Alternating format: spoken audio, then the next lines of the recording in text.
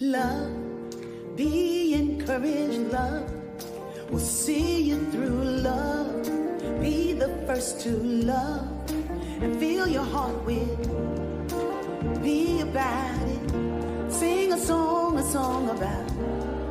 Never doubt that.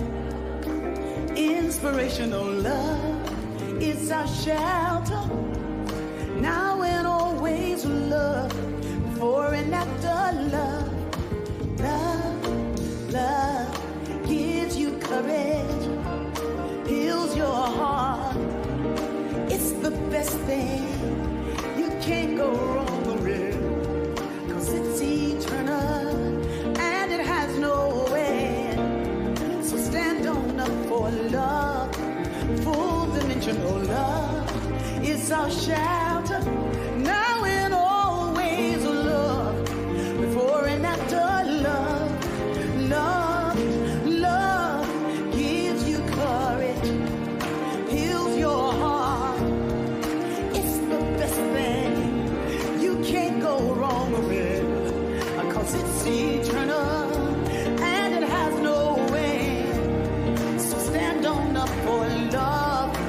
Unconditional love is our shelter. Love now and always love. Before and after love. Love, love, mother.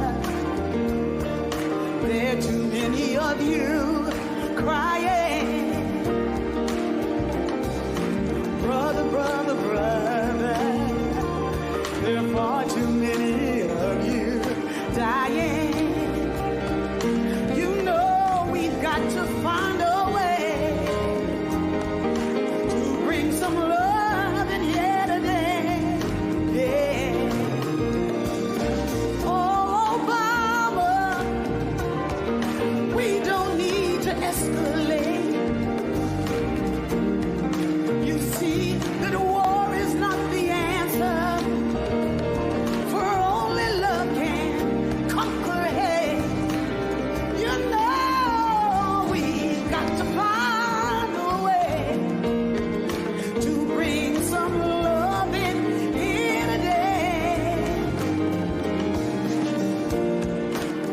Brother, too many dying. Sister, mother, fathers, far too many of you crying. You know love is our courage, love now and always love. Before and after love, love, love. Again, get your groove on.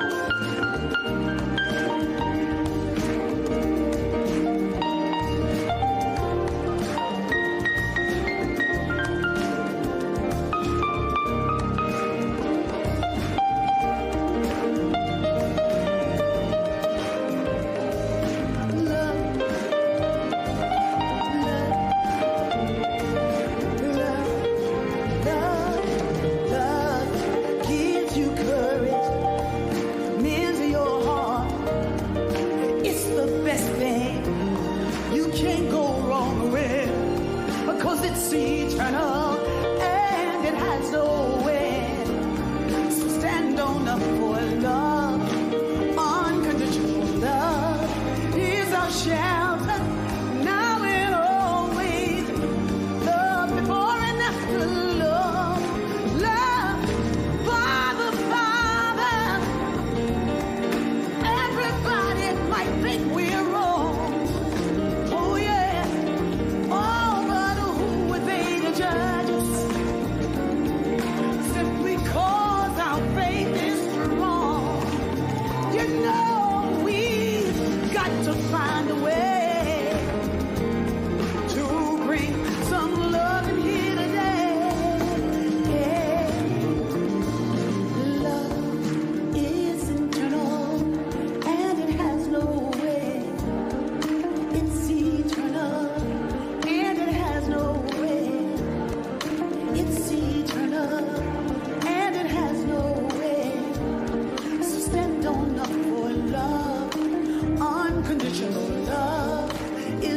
shelter, love.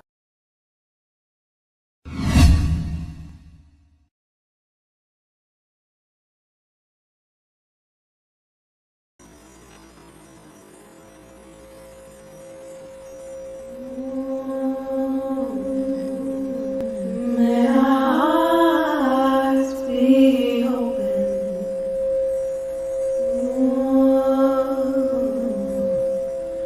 May our hearts be open.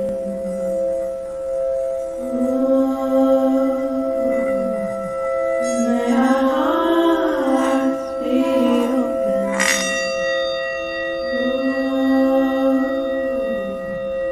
May our hearts be open.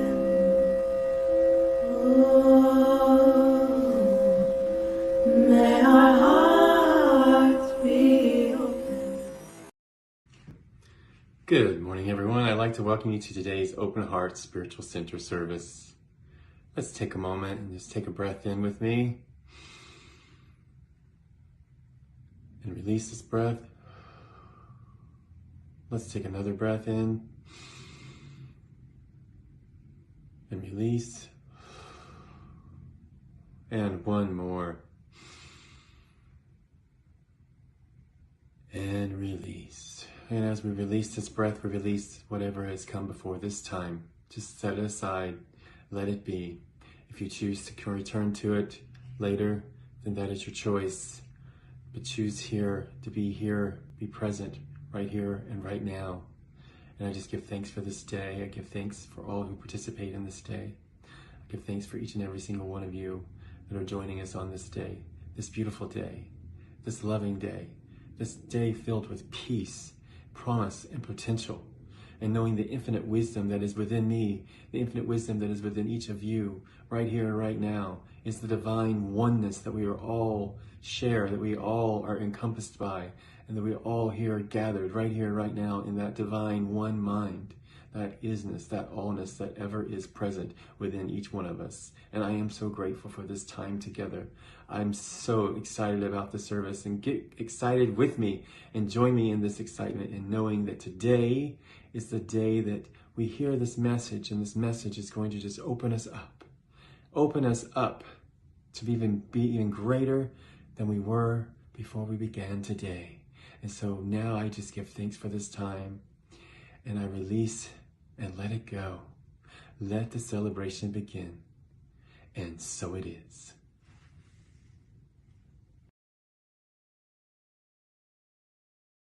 All right, we're going to take, this is really like the third tape and a half. 3.5. 3.5. All right, we're starting at the beginning. All right.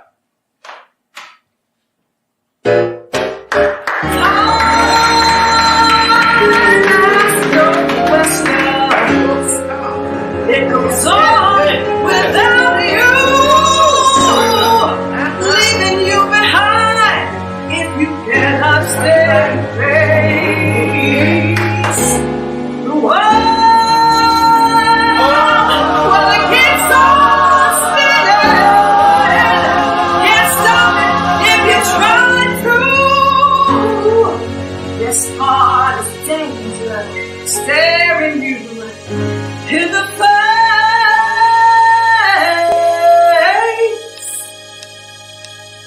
Ooh, listen as your days unfold.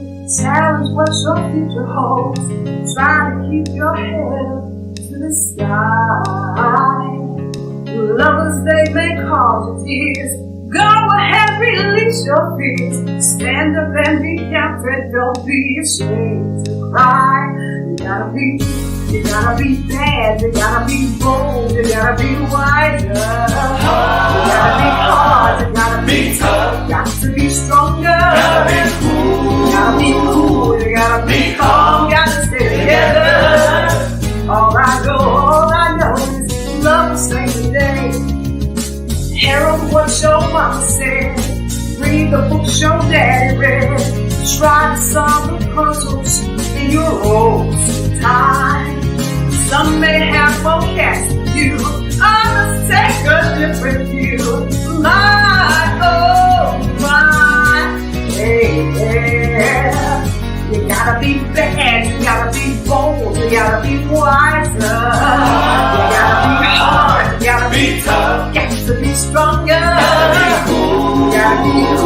you gotta be calm, gotta stay together. All I know is love will save the day. Time asks no questions, it goes on without you, leaving you behind if you cannot stand the pace. The world keeps on spinning, can't stop it if you try to. This part is danger, staring you in the face.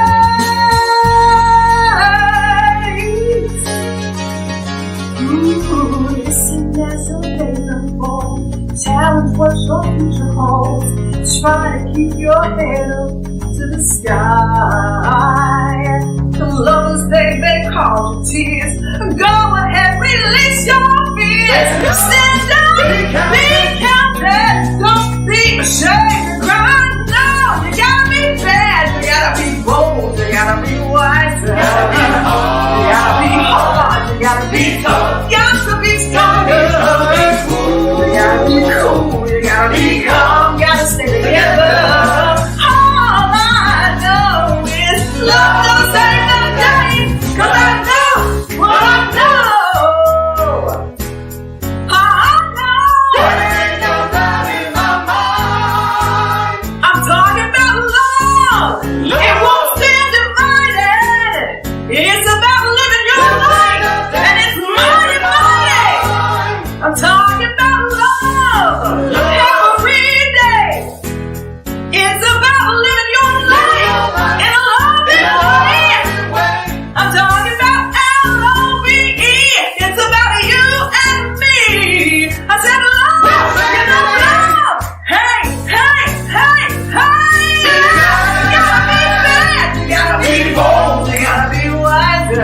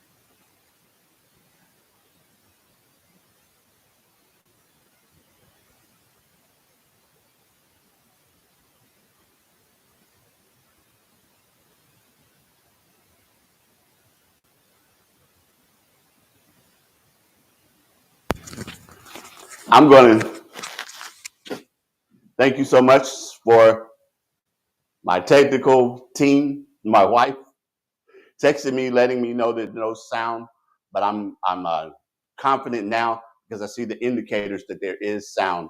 So again, let me start over. What comes from the heart reaches the heart. Good morning and welcome to our Heartstream for this Sunday, November the 10th, 2024. I'm glad that you have joined us for this morning's Heartstream. I know that this has been a tough week for so many of us in the aftermath of the presidential election. With the outcome and the results of that, I'm not going to make any bones about it. It was something that was very disappointing for me and even traumatic in a lot of ways. And I'll talk more about that in my message today. But I know that there were many, many people who were affected by what happened, and so many of us that are still struggling to try and understand those things. But we're going to persevere.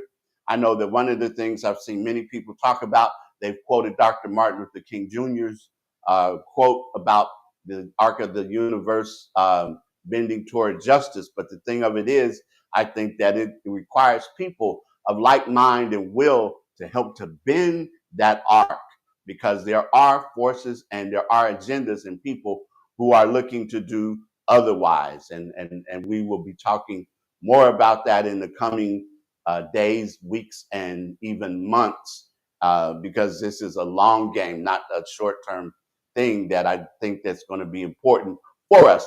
And I know that oftentimes it seems like when I talk about things of a political nature, there are often I see people are not necessarily interested in that. But, you know, I think that it's important because politics affects all of us. And a part of the process is that when we don't deal with it, and we don't deal with it particularly from the perspective of our spiritual communities, we can run into a lot of problems because there's a lot out there that is, putting itself out there to be about religion and spirituality that I think has nothing to do with it, but about other particular agendas. But I do want to say a few things to you this morning. One of them is that I mentioned to you a few weeks ago that I was going to become the pastor of Unity Christian Church of Memphis in Whitehaven. You know, I've been speaking there for probably about a year now, on once a month, because they did not have a minister, they did not have a pastor, and how I'd come to an agreement with the board to do that, and we were just waiting on some things from their parent organization, which this week got the word from them that things had been approved. Had to go through a vetting process, a criminal background check, and many other things that were part of that process. There's still other things, but I'm able to announce to you that starting on December 1, that will be my official start date, that I will be the pastor of Unity Christian Church of Memphis. And as I've mentioned before, Open Heart will still continue. We will still continue to have the Heartstream each and every Sunday. I see this as being a synergy, bringing the collective wisdom, the collective energy and creativity of both communities together. There will be elements of Unity UCC that will share with Open Heart, and elements of Open Heart that will share with UCCM. And it will be a blending of those things. It's not a merger, but there will be things that we will share. For example, our morning prayer call that we have, one or more of the members of UCC will share in those duties and those responsibilities along with our prayer team. And there'll be many other ways in which we will do that. But it will provide those of you who have been looking for us to offer in-person opportunities for celebration. You will be able to do so at 11 a.m. at the church, and invite you to come out and share. It's a loving community there, just as Open Heart is a loving community, and it will be a wonderful time for us to bring the two communities together. I'd like to always encourage you to continue to get the word out about this Heartstream. Share the message with your friends. Let them know about it, whether they watch it live or whether they tune in later on our YouTube channel or on our Facebook page, and or go to the website, and you can do those things and you can see that. And appreciate your financial support, that you continue to do so. If you've not done so, I invite you to do so today. And as always, I greet you, I bless you, I see God in you.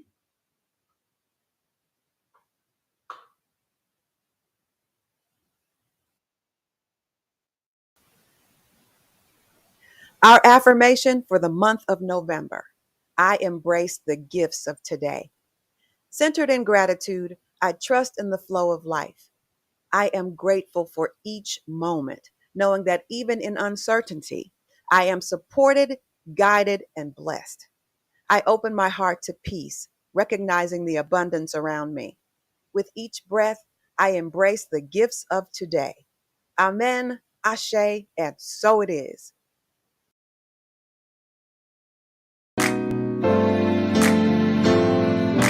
Today is a day like no other day. Just think and you'll know that it's true. Days like today should be holidays. So I'm singing this message to you. Happy birthday to you. Happy birthday to you. Happy birthday to you. Just have a happy day. Hey everybody, this is your friendly reminder to be kind to yourself. If you're anything like me, it's incredibly difficult to be kind to yourself when you're struggling, like having a bad day.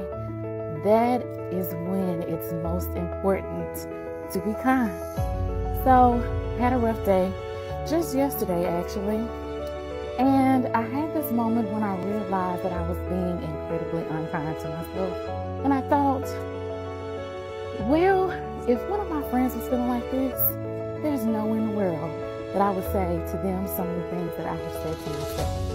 So, yeah, be kind to yourself, especially when you're struggling. Remember, it's growth in me. To the soldiers of the past and present, thanks for taking all these risks and making these sacrifices. We are always grateful to you for your service. Happy Veterans Day.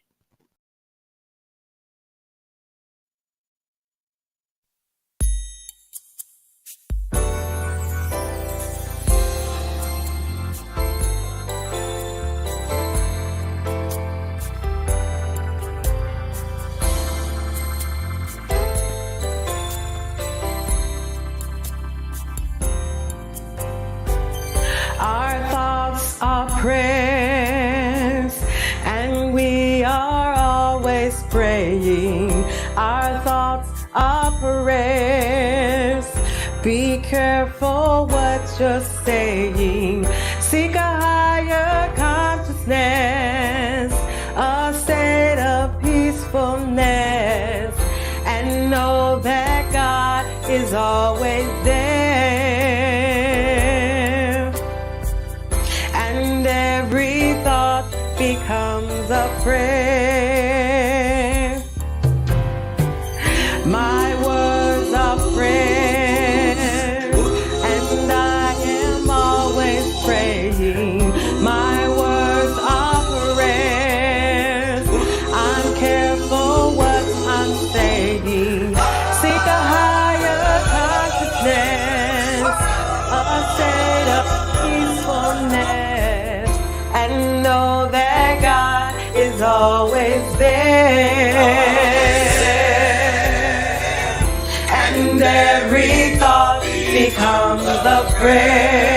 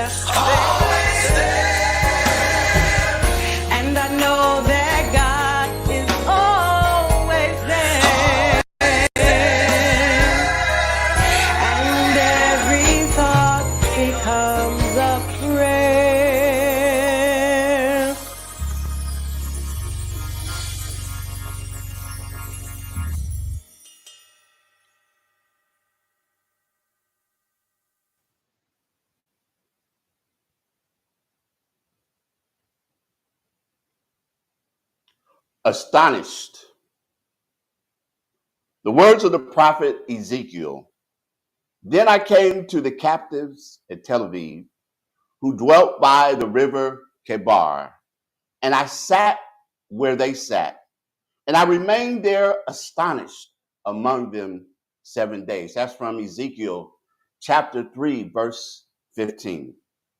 As it became clear to me what the results of this week's election were going to be, this verse suddenly just stayed with me as I contemplated and was bewildered and yes, astonished by what it was that had happened.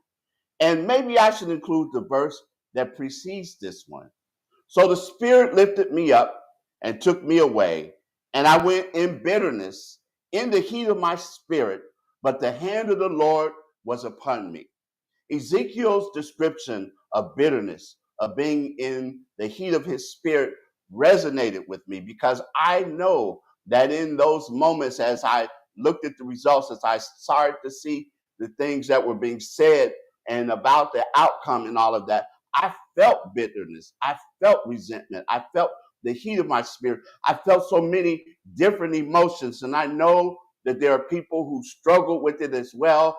I know that there are people who struggle with the idea that, you know, I'm supposed to be a person of spirit, a person of truth and religion and spirituality and all of those things. But yet I'm feeling this. And I know that, you know, I'm not alone. And so I know that in the midst of this, I also saw just how important it is to take care of yourself in these moments. And that is exactly what I did. I took the opportunity to take care of myself. I baked some muffins. There's Morning Glory muffins that I make, and I baked those muffins, and I made myself an iced oat milk latte, which is one of my favorite things to have in the morning. And then I connected with family and friends, and I took the time to pray and to meditate and to reflect. But as I look back on this verse of scripture, and I think about Ezekiel and at the time in which he was writing, and in time in which this whole thing was happening, about a time of the nation of Israel being in captivity and they're being in bondage and they're looking for some semblance of hope based on what had happened to them and all of those things. And I just felt that there were some things that were relevant for that. But I also went on very briefly, I'll say, and observed the many reactions from people on social media. And of course, people who were supporters of the former president were rejoicing. But as I thought about that, I thought about something that I saw my friend Valerie Bridgman quote, that this is not who America has become. This is who America has always been. Thus, the again in the phrase. And there were many, many other people who were expressing disbeliefs. And then came the post. Jesus is king. God is in control. There's one radio show host, morning radio show host that I listened to that for weeks have been advocating for people to vote, advocating for people to support Vice President Kamala Harris, and went on and on and on to say that, even had her on his show and was saying all of that. But then that particular day, that Wednesday, he, in his closing remarks, went on to talk about how, well, no matter who won, I'm not worried about that because God's got me. God's in control. I ain't never worried about anything. I'm never worried about who's in the White House and all of that because God's got me. And I thought about the fact that here this person is who is in many ways in his own bubble because, yes, he has achieved a measure of fame and he has achieved a measure of wealth and all of that. But what about all of the other people who don't have that opportunity? And the fact that he was pushing so hard for Vice President Harris's election, and now when that didn't happen, he goes into the me mode. And I'm sure that it's like so many others that, and I'm not going to be hard on him because I think there was more about the trauma that he was feeling in the moment than anything else, just as it was for me. But that brings me to the point of spiritual bypassing, because I saw that as a spiritual bypass. I saw the messages about Jesus is still king and God is in control. It's also spiritual bypassing. And I want you to stay with me for a moment as I share this about what spiritual bypassing is all about.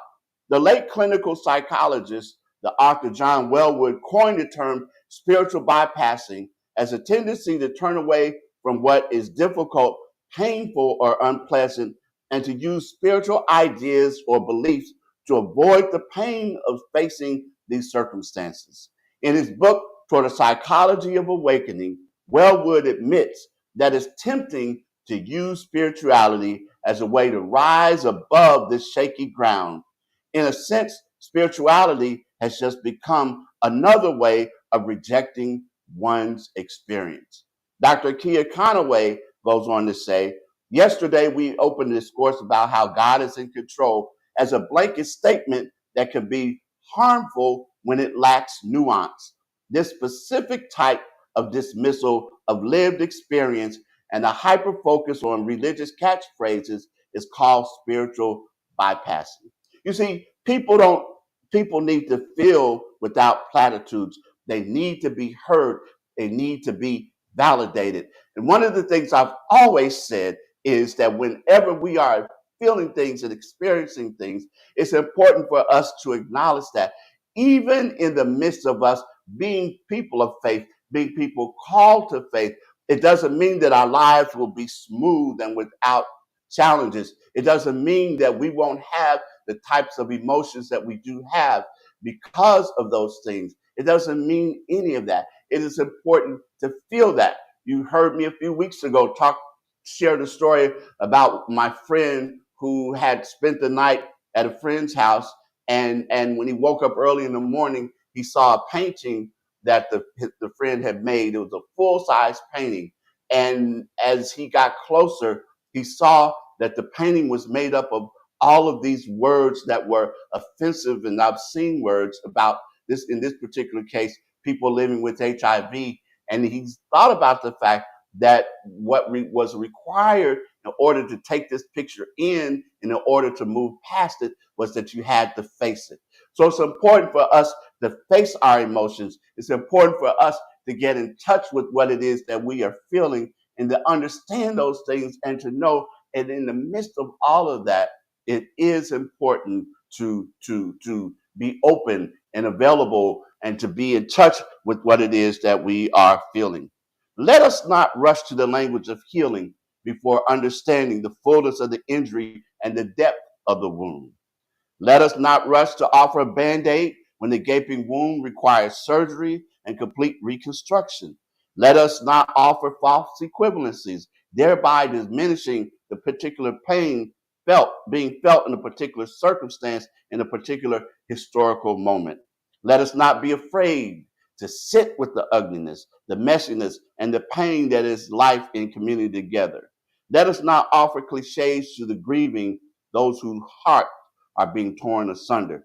This is from Litany for Those Not Ready for Healing by Dr. Yolanda Pierce.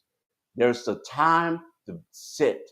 There's a time to be quiet. There's a time to recognize that those platitudes that so often we like to use and to give to other people don't necessarily work. Years ago in my first pastorate, there was a woman whose husband was in the hospital. He was in intensive care. And she every day would spend time sitting in the waiting area, waiting for those times that she could go in and see him. But he really was not responsive at that time. But she would go anyway because they didn't have any children. They'd been married a long time. She was the only thing that she really had. He was really the only thing. She had some distant relatives, but they had moved away from them. So it was really just her. So I would take the time each day to go and sit with her. And I can remember one day that I went to the hospital. When I got to the waiting area, she wasn't there. So I went to inquire about her. And that's when I learned that her husband had transitioned. Well, it happened to be one of those days where I was carrying communion to the members. And I happened to have in that day, as a part of the CME Church, the stewardess who assist pastors with communion and even going out and carrying it to those who were homebound. So we drove over to her house and we sat down. And as we sat there, she started to just talk about, she couldn't understand why her husband was gone. He was such a good man. He was the only thing she had. She didn't know what she was going to do.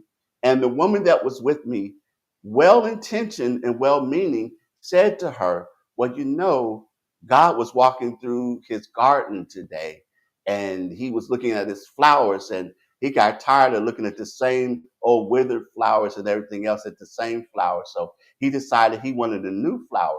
So he plucked a new flower. That was your husband. And now God can enjoy him in his garden. And when he finished, this woman who, you know, I knew her to be a very plain spoken, very direct person, that as she got finished, she looked at her and she said very clear, was that supposed to help me? My husband died and you're here about talking about flowers. I don't want to hear about no flowers. And I, you know, sort of put my hand on the woman's um, on her arm to let her know that nothing else was needed, that in that moment we need to sit where she sat. Going back to Ezekiel, we had to, you know, just sit there and just be present. And because, as I said before, when people are grieving, when people are hurt, very often there are no magic words, and only oftentimes our presence, our being available, our being open. And I think that is something that we're going to have to do with one another. And I know that I'm a part of a calling, of a profession, whatever you wish to, that is about words. But sometimes it also calls for us to just sit, whether we sit astonished as Ezekiel did, or whatever else it is that we do that is important. And so I'm not here to say that I have or pretend that I have any magic words, because I don't.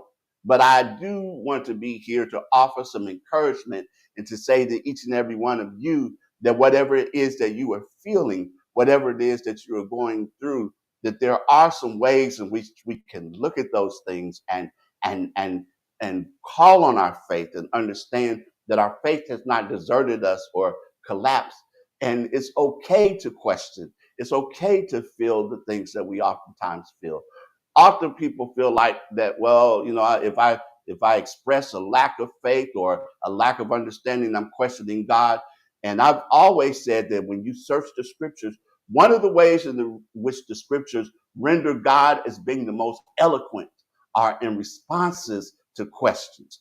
And if we would go with the idea that God created the universe, I would think, in fact, I know that God is big enough to handle questions, big enough to handle doubt, big enough to handle whatever it is that we have in these moments. So I want to encourage you to be with and to stay with where you are, whatever it is that you are feeling. I'd like to share also this, that the Hopi Indian chief, White Eagle, and there's questions as to whether there's an actual person, but I think that these are some important things in which the comments came. This moment that humanity is living through can be considered a door or a hole. The decision to fall into the hole or go through the door is yours. If you consume information 24 hours a day with negative energy, constantly nervous, with pessimism, you will fall into this hole. But if you take the opportunity to look at yourself, to rethink life and death, to take care of yourself and others, you will go through the door. Take care of your home. Take care of your body. Connect with your spiritual home. When you take care of yourself, you take care of others at the same time. Do not underestimate the spiritual dimension of this crisis. Adopt a perspective of an eagle that sees everything from above with a broader vision. There's a social demand in this crisis, but also a spiritual demand. The two go hand in hand. Without the social dimension, we fall into fanaticism. Without the spiritual dimension, we fall into pessimism and futility. You are prepared to go through this crisis. Grab your toolbox and use all the tools at your disposal. Learn to resist by the example of the Indian, African peoples. We have been through and continue to be exterminated. but we have never stopped singing, dancing, lighting fires, and having joy. Don't feel guilty for feeling lucky in these difficult times. Being sad and without energy doesn't help at all. Resilience is resilience through joy. You have the right to be strong and positive. You have to maintain a beautiful, cheerful, bright posture. This has nothing to do with alienation, ignorance of the world. It is a strategy of resistance. When we walk through the door, we have a new view of the world because we have faced our difficulties. This is what you can do. Serenity in the storm, keep calm, meditate daily, make a habit of encountering the sacred day, demonstrate resilience through art, joy, trust, and love. My friend Vicki Clark talks about the microdoses of hope that she gets from Brene Brown. And that's those small doses, one step, one thought, one action at a time. Yesterday, I had the opportunity, in fact, I call it the honor, to perform a wedding. Many of you at Open Heart remember Herbert Battle, know Herbert Battle. And, he had two daughters, twin daughters, and his daughter, Aisha, got married to a young man by the name of Brandon Harris.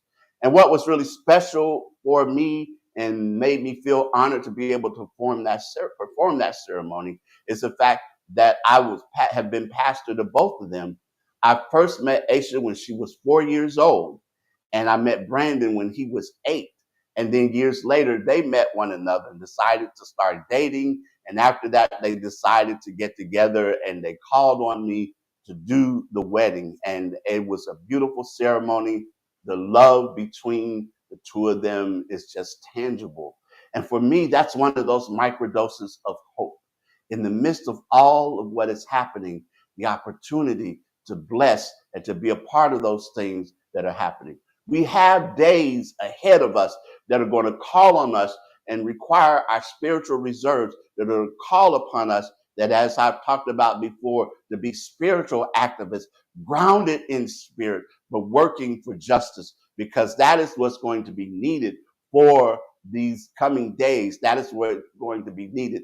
But we have to take the time for ourselves. We have to take the time to build up what it is that is inside of us, and to find that which is within us, the place, again, where the flame will not flicker, knowing that as we do so, then we can help to uplift the world and do what's needed to do as we move forward in these days. And as always, I am grateful for this opportunity to share with you this message. Amen, Ashe, and so it is.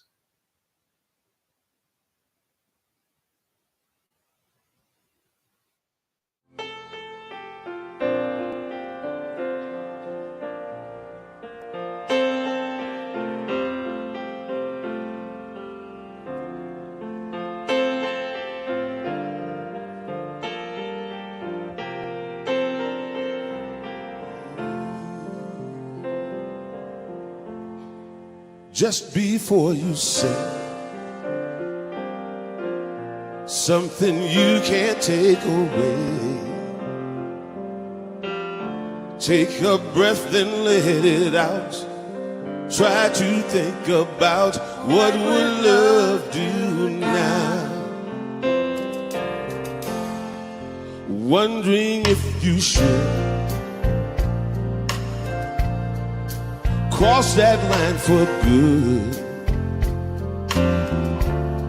Whatever you decide, ask yourself from inside, what would love do now? Everything is either an act of love or a cry for love.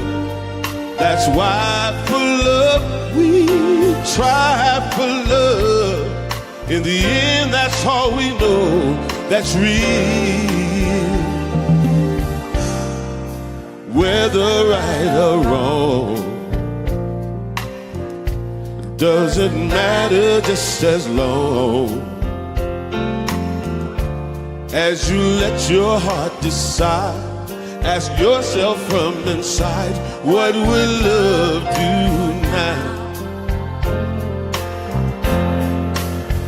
everything is either an act of love or a cry for love. That's why for love we die for love.